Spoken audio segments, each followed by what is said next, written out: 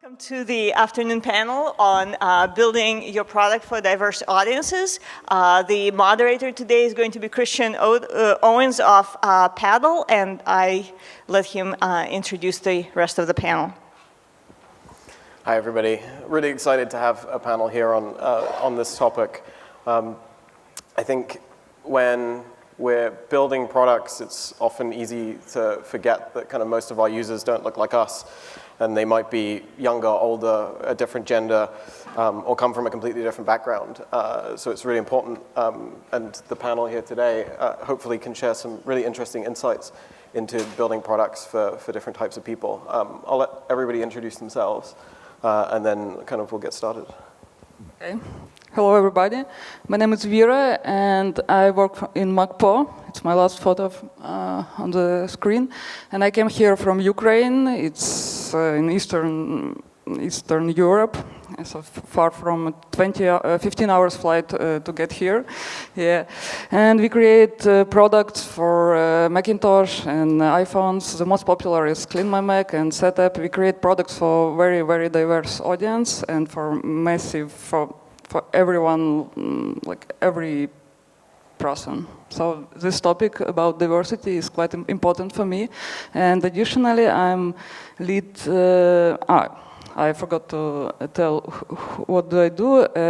I'm software developer, and but for today I'm more in the management of software development team, and we have like additional initiative in our company. It's about diversity, and I'm lead of diversity like stream in our company.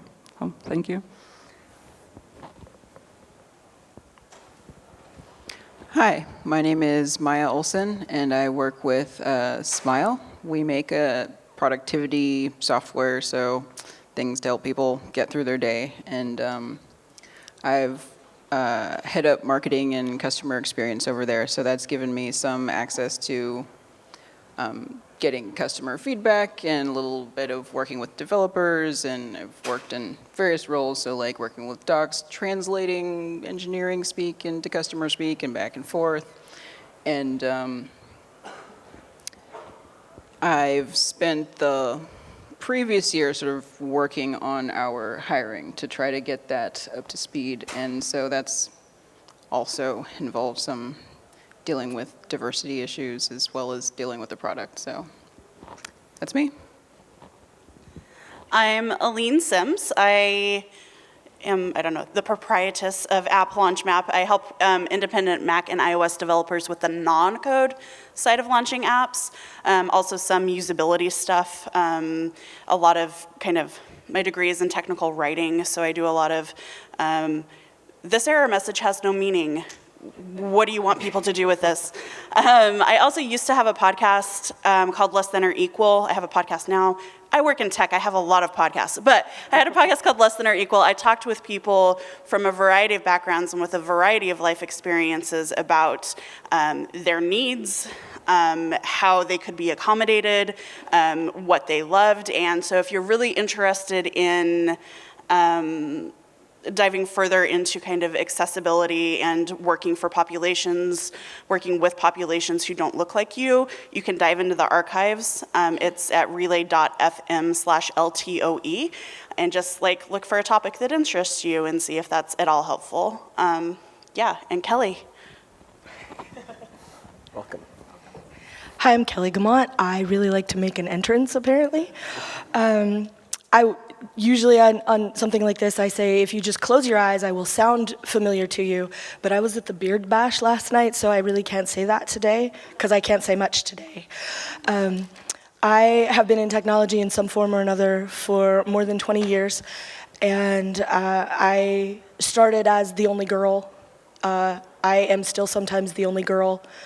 Pick a situation. I used to joke that one of the best places to get alone time was to go to a tech conference and go in the ladies' room. It was a really nice place to get away, because you would always be the only one there. And so I've been working to fix that as a founding volunteer of App Camp for Girls, teaching iOS development in a day camp setting to girls and non-binary people going into grades 8 and 9. And part of what we do with that is expose technology as a viable option. And we don't expect everyone to come out of camp and turn into a computer scientist. But we have had volunteers who have eventually ended up as with a more technical job than they had previously as a result of being involved with camp. And we've also had developers who come to camp. That's what we call the attendees, is they're developers. They open Xcode and build an app, and we publish it in the iOS App Store. So they all get the opportunity to do that as well. And so that's how I've been working on fixing this. Because while you are a lovely audience, I would like it if you looked a whole lot different. Amazing, thank you. I wanted to start with why. Like, why do we build apps for diverse audiences? What are the benefits? And I think a good place to start to make sure the room is on the same page would be, what do we mean by diverse audience and diversity? Who is it, and who are we talking about?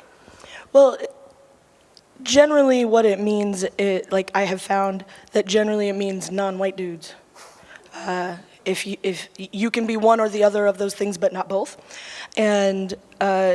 And aside from that, like, you have to sort of think about who your audience is going to be. Because, for example, I'm also left-handed, and a lot of apps put all the interesting stuff on the far right-hand side of the screen because everybody else holds their phone in their right hand, and it's all over here. And I don't like it that way. And so, like, diversity can be anything from putting stuff on the side of the screen that isn't comfortable for somebody to making it something that's only available by touching the screen, and for some people using accessibility features, they're not tapping on anything. So it can be as simple as that, or someone who speaks a different language, and when you try to write a meaningful dialogue message, because you've talked to Aleen about it, then once it's translated into another language, it rolls off the screen, and so all you get is the first bit, and the rest of it maybe isn't useful anymore. So it's mostly just keeping in mind that maybe you are building something for yourself, but you're not the only one who's going to use it, and trying to think about being mindful of other opportunities.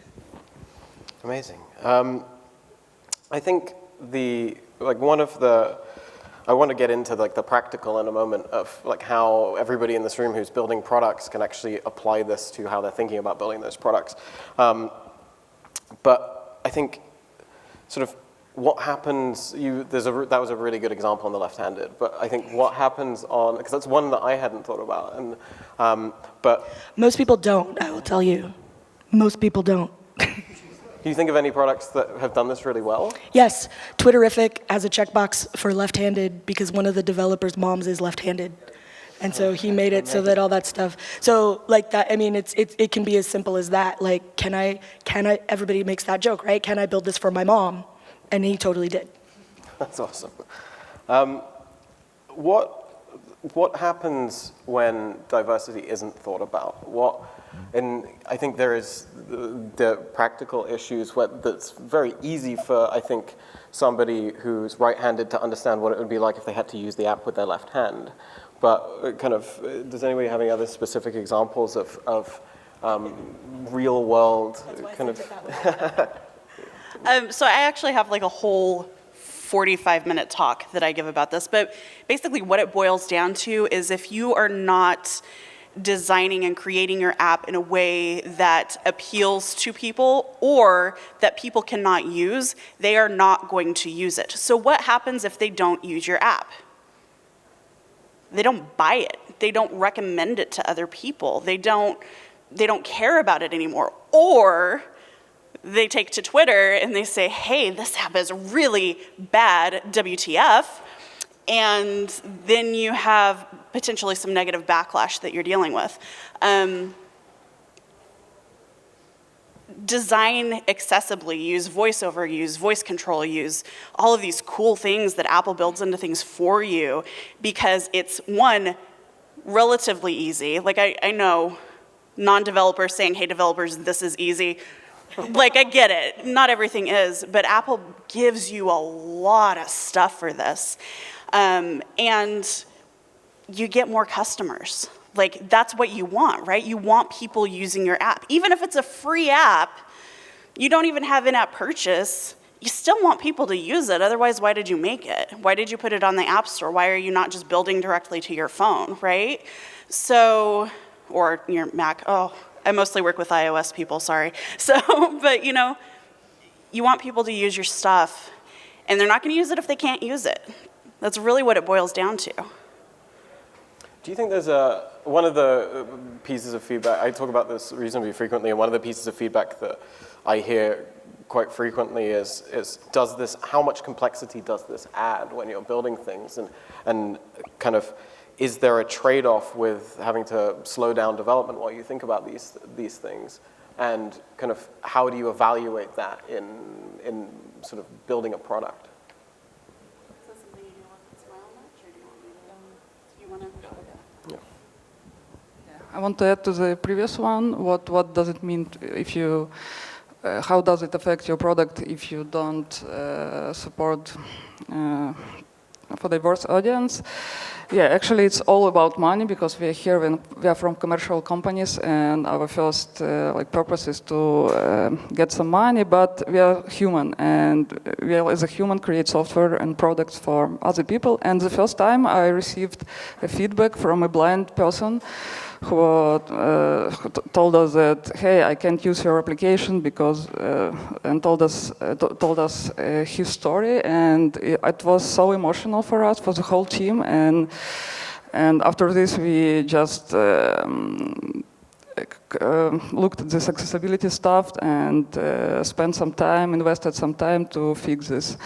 And it's actually additional cost to adopt this because it's not that almost each product has this backlog and it's prioritized, and we have these goals, and most goals are in money, mostly money, and to enter new markets and create new feature, and all this accessibility tasks always at the bottom of the backlog.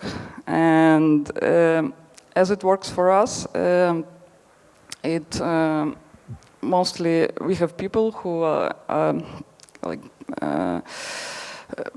personally for him it's very important, or for her it's very important, and we have mostly do this in their free time, just to implement and adopt accessibility into our applications. So, because I can't say that it's the first priority for us, because it's money, but still not that big money. And if you do this data-driven decision making, and 80% of your audience, you see that 80% of your audience you get money from, and this.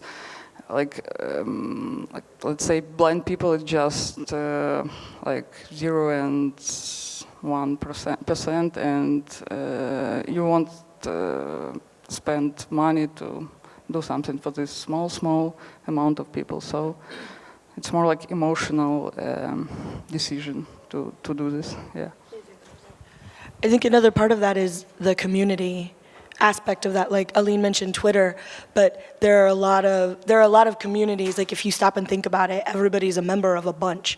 Like whether it's your community at work, or your rock climbing community, or your knitting community, or your whatever community it is, and you know, and there's a blind community, or a deaf community, or a wheelchair accessible community, sort of a thing, and all of those people talk to each other too. And you know, they're like, everybody's trying to figure it out together. Like all the rock climbing people are looking for what's a great rock climbing app. All the knitters are looking for the thing that's gonna make Ravelry magic on their iPhone. Ask me how I know. And blind people talk about it too. And so there's a certain amount of it that like you can make more money the more people can use your app, but also there's a certain cost in reputation that you get by being a company that everyone loves because your app just works. It works for me in my standard issue sort of phone setup, and it works for somebody who's using it as a deaf person, somebody who's using it as a blind person. The right visual cues or audio cues or whatever you need are there to make that work. So it's not my panel, I can't call on Allison. But there's an amount of that happens, and just like the internet rage machine can explode on you, you can also get love from that same source if you're doing something that makes it so that as many people as possible can do what you're trying to do. Because because everybody talks, right? And it's easier and easier to talk to everybody all the time and have a bigger audience to tell people this app is terrible or this app is really great. Was there a question? Yeah. Yes. Vera, you referred to the community of disabled people as being really small, but there are 700,000 visually impaired and audio impaired people across the globe, and I'm not even counting people with mobility impairments. So it's not really small, it's really big. Yeah, Allison, I was actually going to bring that up too, so I'm just going to paraphrase what you said, if that's okay. Yeah, so basically, please correct me if I get this incorrect, but... Don't worry, she will. So when you're thinking about accessibility and how big a community for a certain feature is, it's probably a lot bigger than you think it needs to be. There are a lot of people with varying degrees of disability. When you're talking about voiceover, you're not just talking about people who are blind, you're talking about people with other kinds of vision deficiencies. You're talking about maybe elderly populations using the app. You're talking about using dynamic text for people because they need a larger font rather than a smaller font. So maybe they're not, I'm sorry? In neurological troubles, right, where they need a bigger touch target. So not only are our communities with very specific disabilities larger than you may think they are, the benefits that you make to your app are going to impact more than just the people in that community, right? Like, because if you're talking about good contrast, you know, if some developer's father is colorblind and they test the app and they're like, oh, red and green, not great, or, you know, whatever. So you need to bump up the contrast, you need to choose different colors. Well, that's gonna be better for everybody if you're choosing better colors. If you're not going the iOS 11 route where you're using super thin fonts everywhere, you know, that's gonna be better for everybody. And so, think about yourself in 20 years, yeah. Think about your parents or whatever. So these communities, one, they deserve to be able to have tech they can use, even if it's just a few people, let alone hundreds of thousands, millions of people. But accessibility benefits everybody. It benefits everybody in tangible ways. So for a more specific example, we had a customer email in. This was a vision impaired person. And so one of our products is PDF Pen. You get to edit PDFs, and he was working specifically with forms within PDFs. And at this time, there were not good labels on forms to allow him to use a screen reader to work with the forms, and it wasn't in Adobe at that time, and it wasn't in us. And so we get this email, and it's like, oh, this person literally can't do this thing that he needs to do. And I guess as the marketing upside, it's like, oh, hey, we can be the solution to that problem. But then there's this sort of moral side that's like, really? You've been like denied the ability to do this fairly basic thing. And so in terms of timing, you said sometimes these are weekend projects. So this turned out to be a weekend project, and it took a couple days, but that's because it was very custom. So usually we try to use like Apple frameworks so you can somewhat easily just insert their stuff. So this was custom, couple days, and we had a solution that wasn't anywhere else. So. And another thing, like you were saying, the communities are bigger. It doesn't necessarily have to be that community. Like, I'm a very chatty person. I have a number of podcasts. Yeah, Allison's laughing at me right now. I have a number of podcasts. I talk to people all the time about what's on their phones, what's on their computers, how do they use it, how do they like it. Like, is this the best thing? Because like that's the discoverability that we have now, is other people that we know. And I am happy, I would rather use an app and have an app on my phone or on my laptop that I can recommend to other people because I know it works, I know it's gonna work for everybody.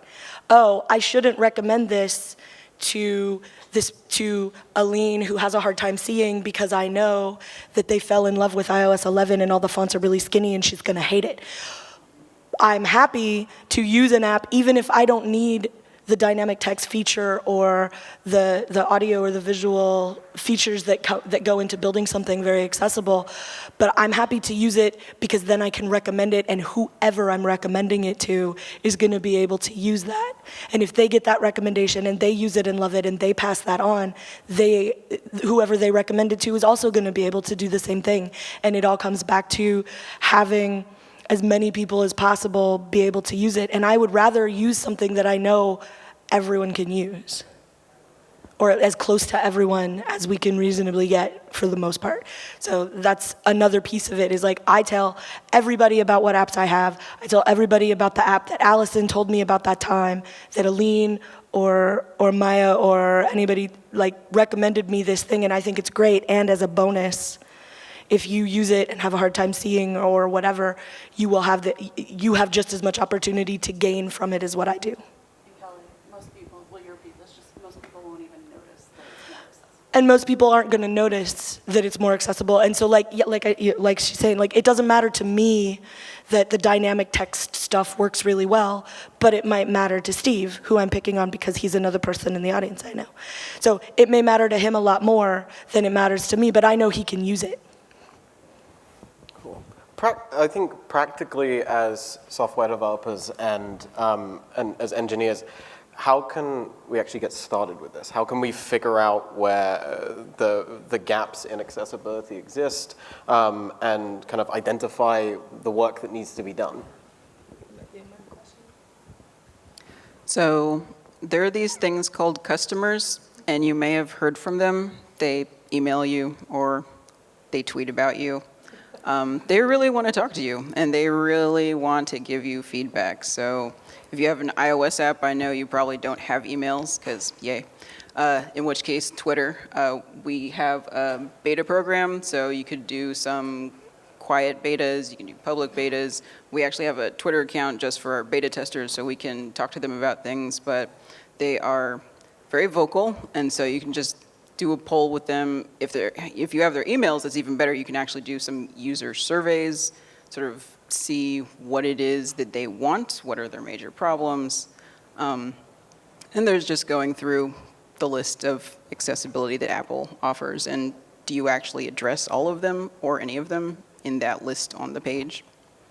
I think a follow-up from me is there any resources that you recommend that, in addition to kind of like Apple's guidelines on how you would do this, but resources that you recommend of things that have been helpful for you when building products to get advice and best practice and things that other people have done? I think we are happy to work on Apple platform, and Apple are doing great in this accessibility technologies, like fantastic. And I think it's a great point to start, just checking these resources, and it's more than enough to start. And I would also recommend to, as VDC are just nearby, and there is accessibility labs, and it's a great starting point because it was maybe 5 years ago, and the first time I had a chance to show our application at this accessibility lab, and there was an Apple engineer who was blind, and he was testing our application and just give us advice about where should we fix and how it's better done. It's very helpful, and it's you can read lots of guidelines and do this and do that, but the first time you see a real person, like partly blind person, and it's so emotionally touching, and you just go and implement this. Yeah, so I advise to do some one-on-one with Apple engineer. There's a question. Yeah.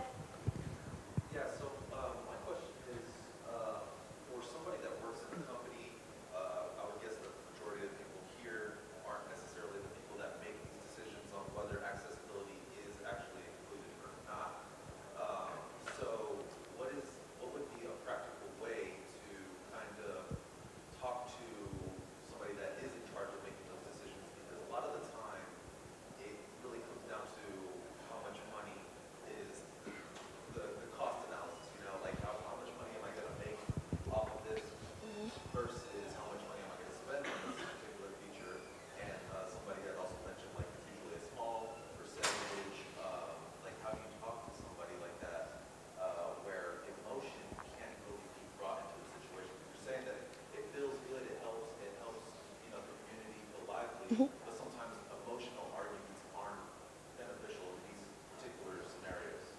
Well, it's not an emotional argument, but I would say part of what makes an app valuable doesn't fit into an Excel spreadsheet.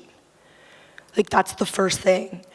And you may need to quantify that in some way. Like, I spent part of my lunch hour skimming through the Apple accessibility guidelines, and I'm ballparking it's gonna take like an afternoon or a week to implement that. And once we implement that, I don't know if you would check it, if you wrote it down earlier, but Maia talked about, what was that word you used? Customers. And how many more customers you can gain as a result of the fact that more people can use your app. And I know that it never works to say it's gonna take an afternoon or a week or a month, and it actually does. Like, I understand the Star Trek Scotty rule of engineering, I totally get it. And I know that things slip and get in the way, but if it's something that you can make a priority, like once it's there, like modifying it for the next version of iOS or the next version of macOS is much easier than getting it there in the first place. And the implementation sometimes can be rough. But I've heard from a lot of people, like everything from it was a piece of cake to it was an act of God. And you know, it depends on what you're doing, what your app deals with and all of that. But once it's in there, like being able to make those small adjustments for the next version of iOS or the next version of macOS or the version of iPad OS, which we apparently have now, is that part is trivial. The maintenance on it is not usually, you know, if anything, it's just adding more, you know, by changing this code a little bit to do the new thing that Apple has included as part of whatever kit you're using when you use your app. One more add in addition to what you just said. Word of mouth is one of the most powerful marketing tools that you have. Somebody who's Please stand up and say that louder. Thank you. word of mouth is one of the most powerful marketing tools we have. So if somebody's using your app and they weren't able to do it before, now they are, they're going to talk about it to everybody. Yeah, thank you. I would love to share this with the group because it's all about accessibility and with the visual part. I was on a train in Atlanta and I put my app in front of these kids that were in college. And while I was showing them my app, this gentleman got on the plane and come to find out he's a Delta Airlines pilot. And he's on his way to Stuttgart. He says, well, let me take a look at your app. He's looking at it and he goes, this is a great app. But the thing is, you know what really pisses me off when I have to go make a text? He says, I gotta find my damn glasses. That's what he said. And I thought about it. I fly out to Utah, I come back to Atlanta, and I'm like, just run into my brain. I wake up at 3 o'clock in the morning, and I look out there, Apple has put out the API for dynamic text. I implemented it, and this is what he said to me. If you take this message to your managers and say to them this, baby boomers have money too. Thank you. You in 20 years, I think, was what Maia said. I think that just highlights so well that kind of, this is such a like range of things that kind of, we're thinking about it in a lot of these questions, we're thinking about it in such compartmentalized ways of like, this is going to benefit blind people. But that isn't a binary thing. Like, there are so many different ways that just like, I know my dad would just like, All my parents, yeah, let me get my glasses. Yeah, exactly.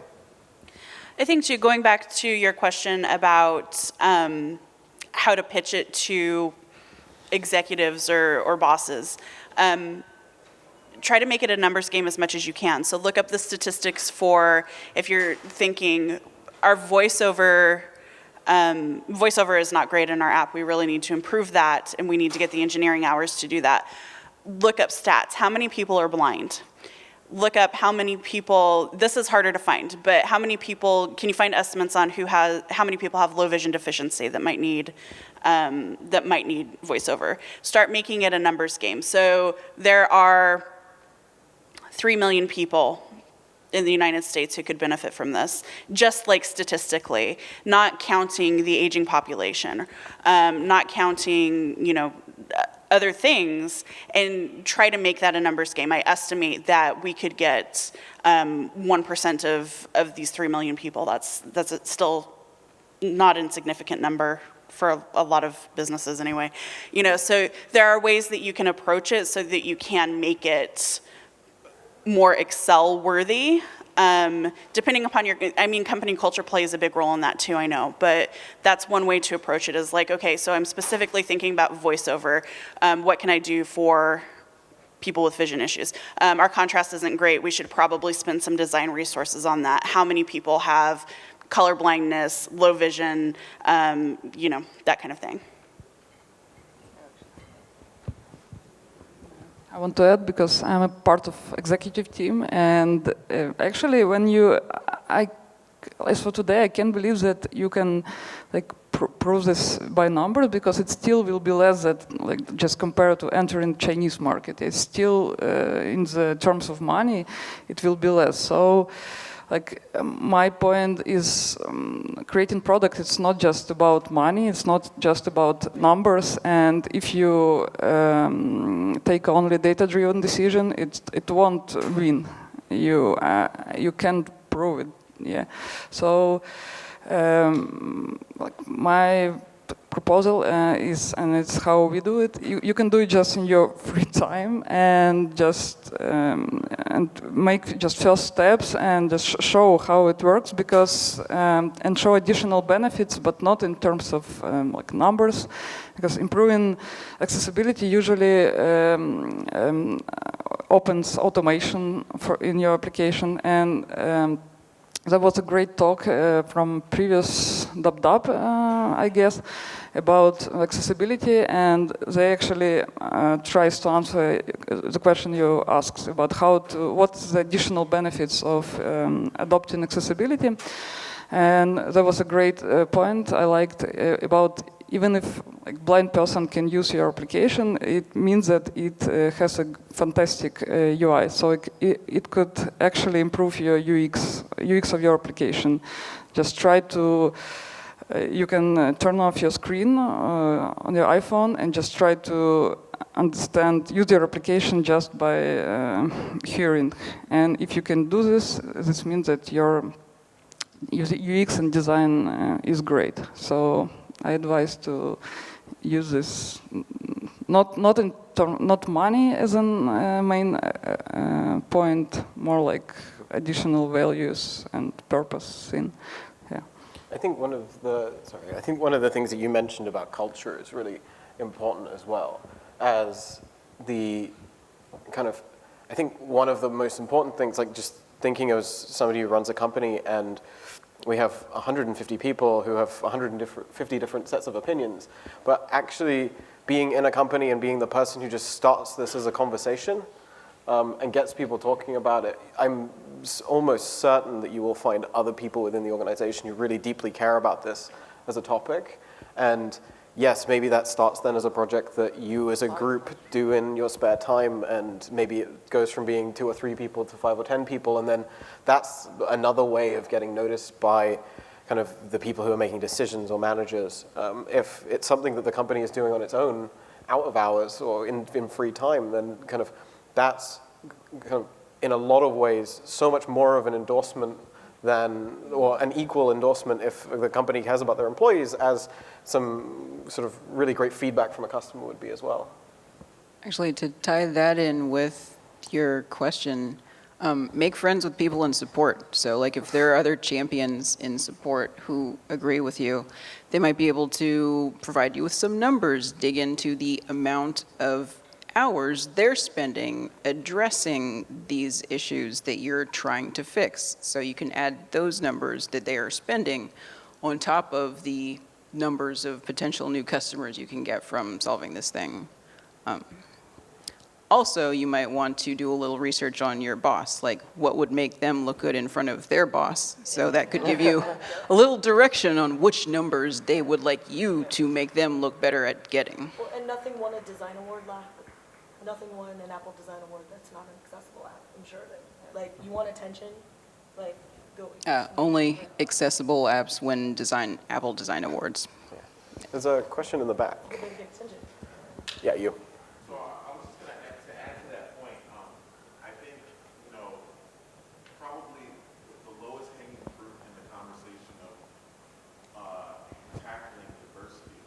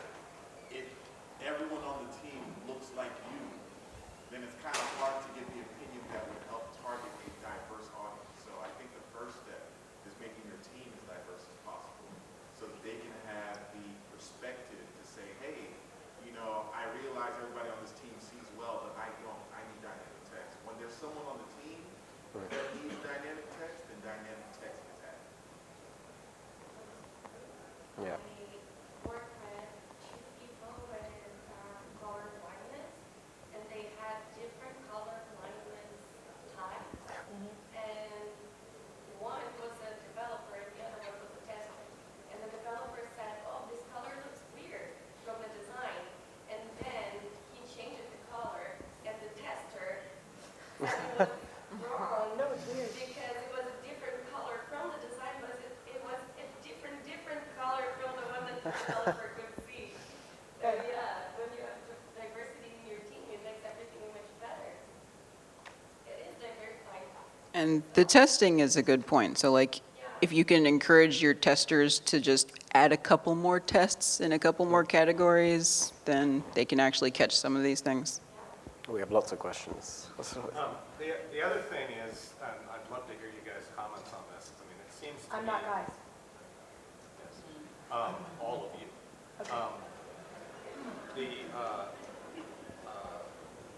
When you have a more diverse team, the team as a whole also becomes more open to other kinds of diversity because it ends up being part of the ongoing conversation. So it's not even limited to you need every group represented in your team. It's you need a diversity of different ideas and perspectives on the world, and that will make the whole team more open to. Right. Do you find that though? I mean, in your teams, you. Absolutely, for me, like building a diverse team has been, I think it shouldn't be underestimated as well how difficult it is as well to, and I think you had some thoughts on this as well, but it's something that we spend a lot of time thinking about, and kind of across the whole organization as well. It's not just engineering, it's product and design and support and kind of all of these different areas of interaction, and I think encouraging a culture internally as well of sort of having these discussions and making sure that people are kind of empowered to sort of bring up these topics, I think, and like there are forums and methods for them to do so. I think you can have the most diverse team in the world, but if they're not empowered to kind of actually collaborate with each other and speak to each other and work in the right ways, sort of you're still not going to kind of achieve the thing that you want to. Did you have any thoughts on building a diverse team? Yeah, I do agree that diverse team it's the key to solve these problems, but it's not, sometimes it's not even possible to create this team because being from Ukraine, it's almost impossible to have such a variety of cultures and nations because it's no one wants to live in, like, I want to live in Ukraine, but no one, yeah, I like Ukraine actually. Yeah, but when I first came here in Bay Area, I was impressed with all this variety of cultures and nations and languages. Wow, it was, at least I saw how it like works. But it's almost impossible to do in Ukraine, so we even have complaints from our users who check our about page and say, hey, you create software, where is like, why don't you have like black people or like, what's like wrong with you? And we just answer, so, yes, we want it, but we can't, we operate from Ukraine. So we try to do this, but like our way in this like situation is to travel, to like be open-minded, and to like at least watch like movies not only from which comes from United States but from China and India, and to like know more about different cultures, different people, listen to our customers, and it's the only way we have. Yeah. I think we have time for maybe one more question. I need to correct the number I said. I Okay. said 700,000. Sorry, it's 36 million fully blind, 217 million moderate to severe vision impairment. I said 700,000. So I was off by a lot, Steve. There's a question here. Yes. Yeah. How do we take everything we talked about today and get it into undergraduate design programs so that the first time these kids hear that we can't take your pixel-perfect design for exactly one size plans and change font sizes on them? I do not know how to answer that question, Joe. So Joe's question is, how do we take some of the things that we've talked about here and apply them to undergraduate design classes? I've actually taught college. I've taught on the website. So yes, you really do need alt text on your images so that people know what's in the image. That's that's a really big question, and I know you know this.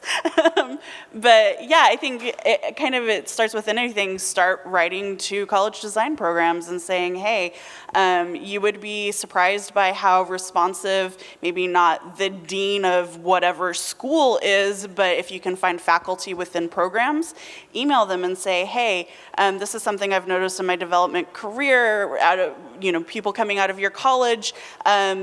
Is this something that you can address in your classes? I mean, that's probably what I would do. But that's a huge question. How do you change the collegiate institution across America is like a big thing to tackle. I think there's a topic for a different panel. Maybe, yeah. Tune in tomorrow. I do think that's time. So I think big round of applause for all of our panelists. Thank you very much.